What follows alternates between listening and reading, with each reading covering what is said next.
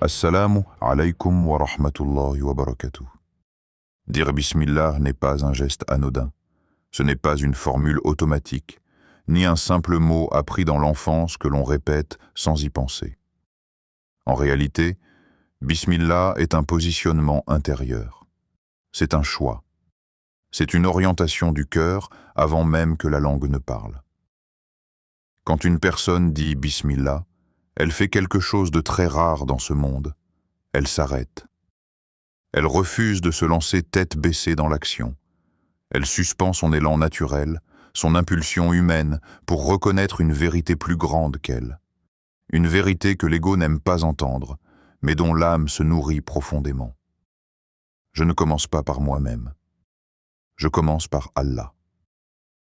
Ces deux phrases, si simples en apparence, bouleversent toute la manière de vivre. Elles déplacent le centre de gravité de l'existence. L'homme moderne vit comme s'il était l'origine de tout. Ses projets, ses réussites, ses échecs, ses décisions. Il dit « j'ai voulu, j'ai fait, j'ai réussi, j'ai perdu ». Bismillah vient doucement briser cette illusion. Dire Bismillah, c'est admettre que l'on n'est pas la source, que l'on n'est pas autosuffisant, que l'on dépend à chaque instant d'une force qui nous dépasse. Et cette reconnaissance n'est pas une faiblesse. C'est au contraire la première vraie force du croyant. Quand tu dis Bismillah avec ton cœur, tu dis en réalité « Oh Allah, je m'avance mais pas seul. Je fais un pas, mais je sais que c'est toi qui me portes. Je tente, mais je sais que sans ta permission, rien ne se fera. » C'est pour cela que le prophète Mohammed, que la paix et le salut d'Allah soient sur lui, commençait ses actes par Bismillah. Non pas parce qu'il avait besoin d'un rituel vide, mais parce qu'il vivait dans une conscience permanente d'Allah. Chaque action, même la plus simple, devenait un acte de présence divine. Manger, marcher, parler, enseigner, se lever, se coucher, tout prenait un autre poids lorsqu'il était précédé du nom d'Allah. Le prophète, que la paix et le salut d'Allah soient sur lui, a enseigné que toute chose importante commencée sans le rappel d'Allah est privée de bénédiction.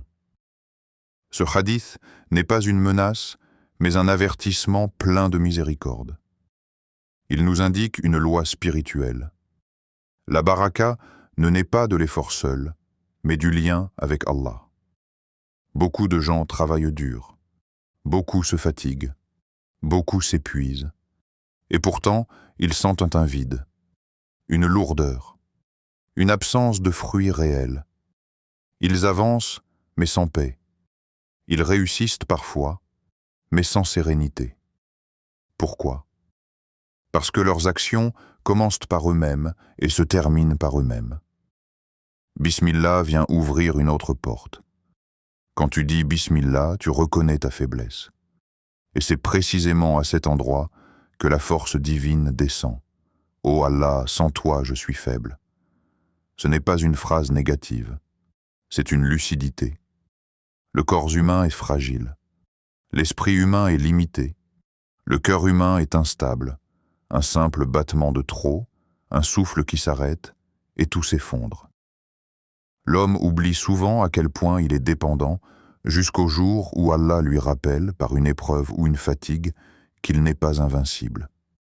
Mais Bismillah ne s'arrête pas à la reconnaissance de la faiblesse. Il ouvre immédiatement sur l'espérance. Avec toi, rien n'est impossible. Cette phrase ne signifie pas que tout sera facile. Les noms d'Allah dans la Basmala, style pédagogique contemplatif, dévoilement progressif, éveil de la conscience. Lorsque le croyant prononce Bismillahir Rahmanir Rahim, il ne récite pas une formule figée. Il entre dans un espace spirituel précis, structuré autour de noms divins qui ne sont ni choisis au hasard, ni juxtaposés sans sagesse. Chaque nom d'Allah est une porte, et la Basmala est un seuil où certaines portes s'ouvrent avant même que l'homme ne fasse un pas de plus. Allah aurait pu commencer le Coran par n'importe lequel de ses noms. Il est Al-Aziz, le Tout-Puissant. Il est Al-Jabbar, le contraignant. Il est Al-Malik, le roi absolu. Mais Allah a voulu que l'entrée dans sa parole commence par la miséricorde. Non pas une miséricorde abstraite, lointaine, inaccessible, mais une miséricorde double, complémentaire, enveloppante et intime. Ar-Rahman et Ar-Rahim. Avant même que l'homme ne lise un ordre, une interdiction ou un récit, Allah lui rappelle une vérité fondamentale. Ce lien commence par la Rahma. Il désigne une miséricorde vaste, immense, universelle, sans condition préalable. Une miséricorde qui englobe toute la création, sans distinction de foi, de comportement ou de reconnaissance. Le soleil se lève sur celui qui croit et sur celui qui nie. La pluie tombe sur les terres de l'adorateur comme sur celles de l'ingrat. L'air est respiré par tous, sans qu'aucun ne soit interrogé sur ses intentions. C'est cela, Ar-Rahman. Une miséricorde qui précède même la demande. Une miséricorde qui ne dépend pas de l'obéissance. Une miséricorde qui soutient l'existence elle-même. Chaque battement de cœur est une manifestation d'Ar-Rahman. Chaque nuit qui passe sans que le monde ne s'effondre. Chaque matin où la vie continue malgré les injustices des hommes.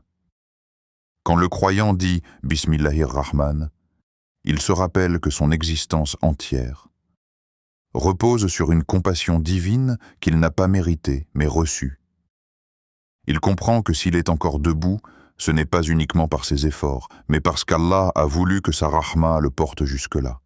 Mais Allah ne s'arrête pas à Ar-Rahman, il ajoute Ar-Rahim. Et ici, la relation change de profondeur. Ar-Rahim n'est pas la miséricorde générale. C'est la miséricorde qui s'adresse au cœur qui se tourne vers Allah. C'est la miséricorde qui accompagne le croyant dans ses failles, ses combats intérieurs, ses repentirs silencieux, ses larmes non vues. Ar-Rahim, c'est la Rahma qui soigne, qui répare, qui élève. Celle qui ne se contente pas de maintenir en vie, mais qui guide vers un sens.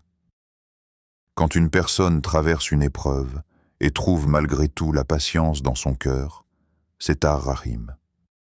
Quand une faute est suivie d'un regret sincère, c'est Ar-Rahim. Quand une prière hésitante est acceptée malgré son imperfection, c'est Ar-Rahim. Ainsi, dans la Basmala, Allah réunit deux dimensions essentielles de sa relation avec la création. La miséricorde qui fait exister et la miséricorde qui fait grandir, dire Bismillahir-Rahmanir-Rahim, c'est donc se placer sous un équilibre parfait. L'homme n'est ni écrasé par la peur d'un Dieu lointain, ni abandonné à une indulgence sans orientation. Il est enveloppé et guidé. Ce double nom rappelle au croyant que même lorsqu'il se sent indigne, il n'est jamais exclu de la Rahma. Et même lorsqu'il se sent confiant, il n'est jamais autonome. La Basmala enseigne subtilement que la relation avec Allah n'est pas fondée sur la performance spirituelle, mais sur la reconnaissance, la confiance et la sincérité. Lorsque tu dis « Bismillahir-Rahmanir-Rahim » avant une action, tu fais quelque chose de très précis. Tu reconnais que ce que tu t'apprêtes à faire se déroule dans un monde gouverné par la miséricorde, non par le chaos. Même l'épreuve prend alors un autre sens. Elle n'est plus perçue comme une punition aveugle, mais comme une forme de rahma déguisée, dont la sagesse se dévoilera peut-être plus tard. C'est pour cela que les croyants du passé trouvaient dans la Basmala une source de tranquillité profonde. Ils savaient que vivre sous Ar-Rahman et Ar-Rahim, ce n'est pas vivre sans douleur, mais vivre sans abandon. Le monde peut être dur. Les hommes peuvent être injustes. Les circonstances peuvent sembler écrasantes. Mais Ar-Rahman ne disparaît jamais. Ar-Rahim ne se retire jamais. Et le simple fait de prononcer ces noms avec conscience réveille cette vérité enfouie dans l'âme. La Basmala rappelle aussi que la miséricorde d'Allah précède sa colère. Non pas parce qu'il ignore les fautes, mais parce qu'il connaît la faiblesse de l'homme. Celui qui dit « Bismillah » avant d'agir reconnaît qu'il a besoin de cette miséricorde avant même de savoir s'il réussira ou échouera. Il ne demande pas la perfection, il demande la proximité. Dans une époque où beaucoup perçoivent Allah à travers la peur seule ou l'oubli total, la basmala restaure une vision juste, un Seigneur puissant mais proche, transcendant mais attentif, majestueux mais infiniment compatissant. Chaque fois que tu dis « Bismillahir Rahmanir Rahim », tu rappelles à ton cœur que tu n'avances pas dans un univers froid et indifférent, mais dans une création portée par la Rahma. Tu rappelles à ton âme qu'elle a une place, même fragile, même imparfaite, sous cette miséricorde. Et ce rappel, répété jour après jour, transforme la manière de voir la vie, les gens, les épreuves, et même soi-même. La basmala ne change pas seulement ce que tu fais. Elle change la manière dont tu existes. Elle signifie que rien n'est hors de la puissance d'Allah. Quand le croyant dit Bismillah, il ne garantit pas le résultat. Il garantit la direction. Il dit « Même si je tombe, je tomberai vers toi. Même si je perds, je ne serai pas abandonné. Même si je ne comprends pas, je fais confiance. » Dire Bismillah, c'est déposer son action dans les mains d'Allah avant même qu'elle ne commence. C'est refuser de porter seul le poids du monde. C'est reconnaître que la réussite véritable n'est pas toujours visible, mesurable ou immédiate. Beaucoup d'actions semblent petites aux yeux des hommes. Mais lorsqu'elles commencent par Bismillah, elles deviennent lourdes dans la balance auprès d'Allah. Une parole dite avec sincérité. Un effort discret. Un pas fait malgré la peur. Tout cela prend une autre dimension lorsque le cœur dit « Au nom d'Allah ». Dire Bismillah, c'est aussi purifier son intention. Pourquoi fais-tu ce que tu fais? Pour être vu? Pour être reconnu? Pour être applaudi? Ou pour plaire à Allah? Le simple fait de dire Bismillah oblige l'âme à se poser cette question, même inconsciemment. C'est un rappel silencieux, mais puissant, qui réaligne l'intention avant que l'action ne dévie. C'est pour cela que Shaitan déteste Bismillah, parce qu'il prospère dans l'oubli, dans la précipitation, dans l'ego. Bismillah ralentit, Bismillah éclaire, Bismillah recentre. Et celui qui vit avec Bismillah ne vit plus dans la même agitation que les autres. Il avance, certes, mais avec une conscience différente. Une conscience qui sait que chaque souffle est un prêt, chaque instant une opportunité, chaque action une responsabilité. Dire Bismillah, ce n'est pas ajouter un mot à sa vie. C'est changer la manière même de vivre. La plupart des gens attendent les grands moments pour se souvenir d'Allah. Les épreuves majeures, les décisions importantes, les événements exceptionnels. Pourtant, la vie ne se joue pas uniquement dans les sommets, mais dans la répétition silencieuse des gestes simples. C'est précisément là que Bismillah révèle une sagesse profonde. Elle ramène Allah au cœur de l'ordinaire. Avant de manger, dis Bismillah. Ce geste paraît banal, trop banal pour attirer l'attention. Et pourtant, il transforme totalement la relation à la nourriture. Manger n'est plus un acte mécanique guidé par l'habitude ou le désir. C'est un instant de reconnaissance. Tu réalises que ce qui est devant toi ne t'est pas dû, que cette bouchée a traversé des étapes invisibles, une terre féconde, une pluie mesurée, des mains qui ont travaillé, une santé préservée, un temps accordé.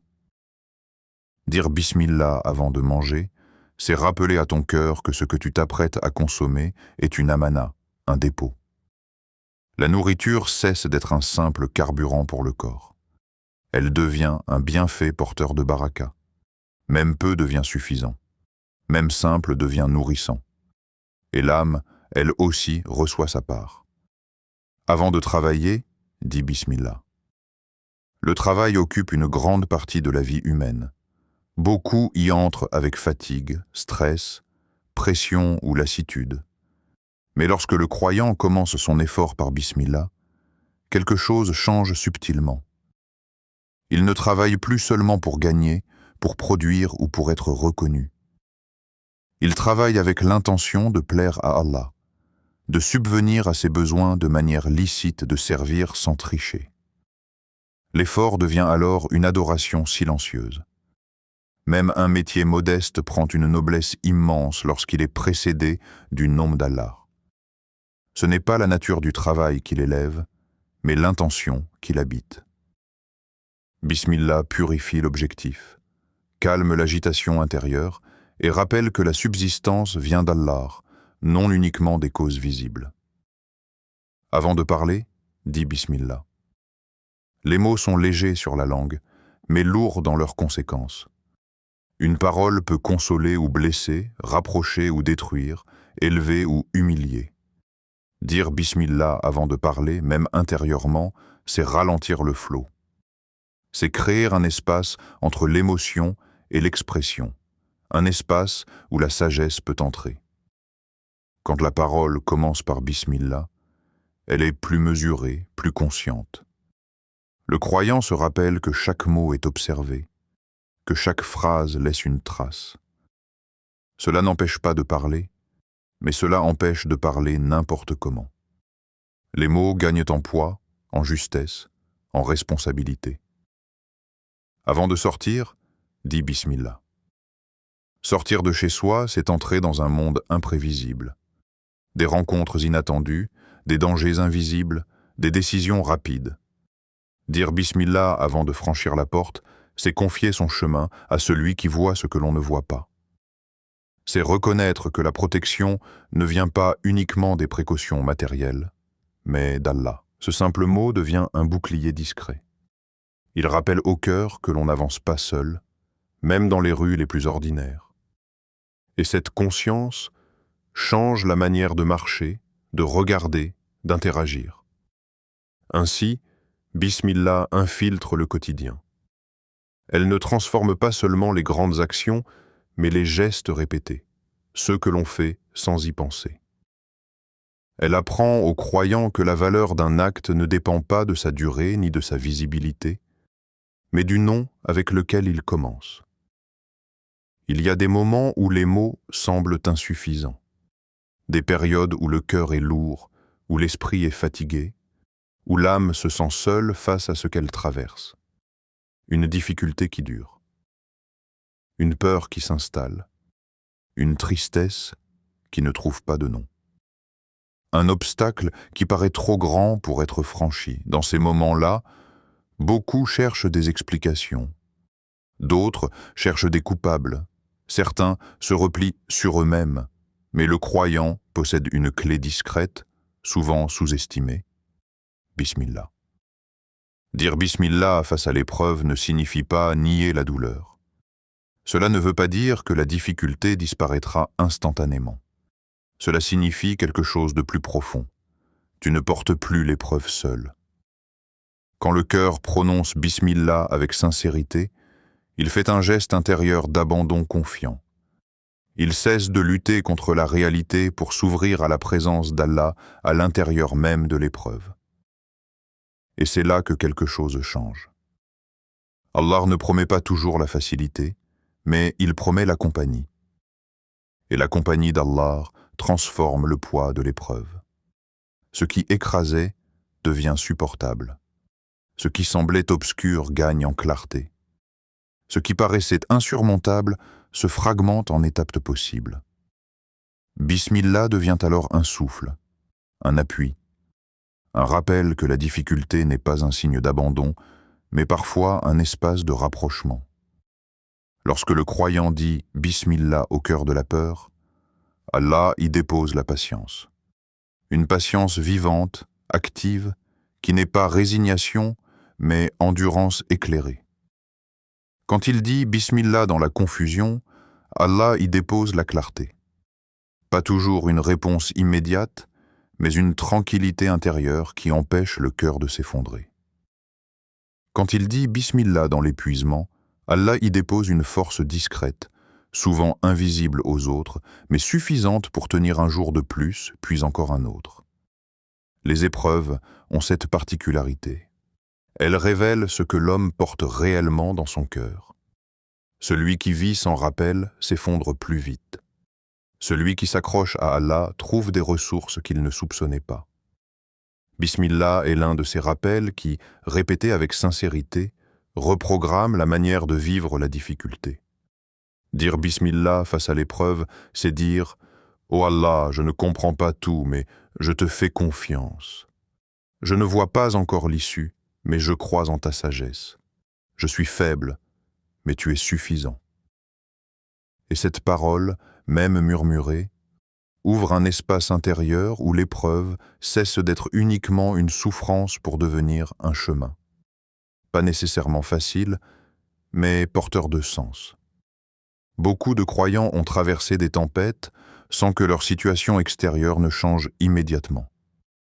Mais leur cœur, lui, a changé. Il est devenu plus humble, plus conscient, plus tourné vers Allah.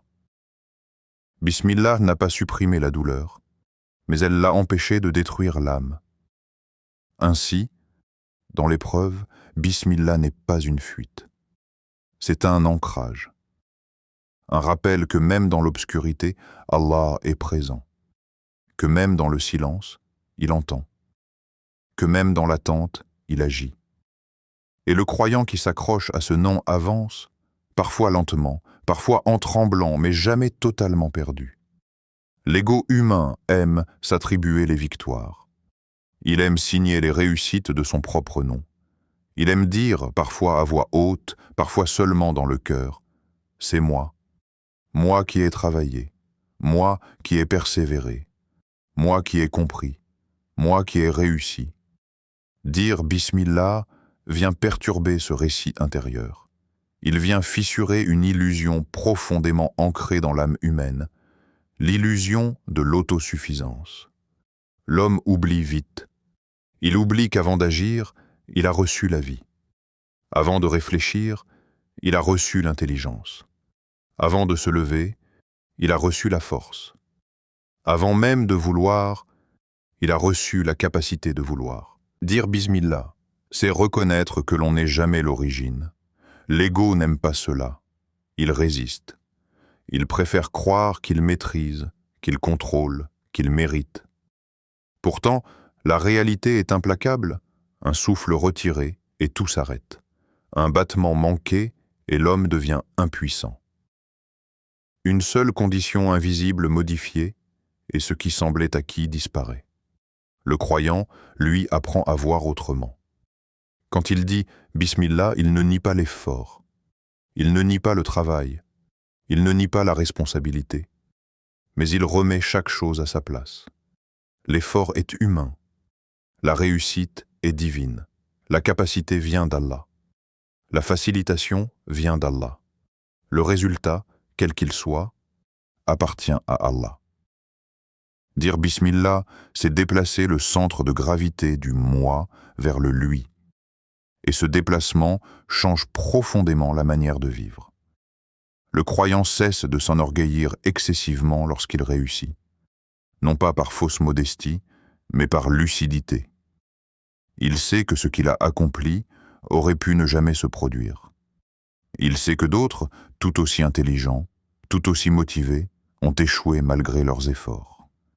Il sait que la différence ne réside pas toujours dans la compétence, mais dans la facilitation qu'Allah accorde à qui il veut. Alors il dit « Alhamdulillah ». C'est Allah qui a facilité. Cette parole protège le cœur. Elle empêche la réussite de devenir une source d'arrogance. Elle empêche l'élévation matérielle de devenir une chute spirituelle. De la même manière, Bismillah prépare aussi le croyant à l'échec. Celui qui commence par lui-même vit l'échec comme une humiliation personnelle. Celui qui commence par Allah le vit comme une épreuve encadrée par la sagesse divine. Il se remet en question sans se détruire. Il apprend sans se mépriser. L'humilité du croyant n'est pas une posture extérieure. Elle est intérieure. Elle ne consiste pas à se rabaisser devant les gens, mais à reconnaître la vérité devant Allah. Et cette vérité est simple. L'homme n'est qu'un moyen, jamais la source. Chaque souffle est un cadeau. Chaque battement est un prêt. Chaque instant de lucidité est une faveur. Dire Bismillah rappelle cela continuellement. C'est pour cela que le croyant qui vit avec Bismillah développe une attitude particulière face à la vie. Il devient plus reconnaissant, plus patient, moins envieux, moins amer. Il comprend que ce qu'il a reçu n'est pas uniquement le fruit de son mérite et que ce qu'il n'a pas reçu n'est pas nécessairement un rejet. L'ego compare. Le cœur humble contemple. Quand l'homme oublie Bismillah, il commence à se croire propriétaire de ce qu'il ne fait que gérer. Il pense que sa santé lui appartient jusqu'au jour où elle vacille. Il pense que son intelligence est acquise jusqu'au jour où la confusion s'installe. Il pense que sa position est solide jusqu'au jour où elle disparaît. Bismillah empêche cette illusion de s'installer durablement. Elle agit comme un rappel constant. Tu avances, oui, mais tu avances parce qu'Allah te le permet. Cette conscience n'éteint pas l'ambition, elle la purifie. Le croyant continue de viser l'excellence, mais sans idolâtrer le résultat. Il cherche à bien faire sans s'approprier le succès. Il travaille, mais son cœur reste détaché de l'illusion du contrôle total. C'est ici que réside la vraie liberté intérieure. Celui qui s'attribue tout vit sous pression permanente. Il doit maintenir son image, défendre sa réussite, craindre la chute. Celui qui commence par Bismillah vit plus léger. Il fait de son mieux, puis il remet l'affaire à Allah. Même la gratitude change de nature. Elle n'est plus seulement une politesse spirituelle, mais une reconnaissance lucide. Le croyant voit les bienfaits non comme des acquis, mais comme des signes. Et chaque signe le ramène à celui qui donne. Ainsi, Bismillah n'est pas seulement un mot prononcé avant l'action. C'est une école de l'humilité, une discipline intérieure qui dépouille l'ego sans écraser l'âme, une manière de marcher sur terre sans oublier le ciel. Le croyant qui vit avec Bismillah ne se glorifie pas excessivement et ne se désespère pas non plus. Il avance entre reconnaissance et confiance. Il sait que ce qu'il a reçu est un cadeau et que ce qu'il n'a pas reçu est peut-être une protection. Et dans cette posture, le cœur reste vivant, ouvert, aligné. Bismillah devient alors un rappel permanent d'une vérité que l'ego aimerait oublier, mais dont l'âme a désespérément besoin. Tout vient d'Allah, et tout retourne à lui. Des paroles qui nourrissent la foi, apaisent les âmes et ramènent les cœurs vers Allah. Wassalamu alaykum wa rahmatullahi wa barakatuh. Qu'Allah vous comble de sa miséricorde, éclaire vos pas et fasse de vos cœurs des miroirs reflétant sa lumière. Si ces rappels te font du bien, n'hésite pas à t'abonner pour en recevoir davantage.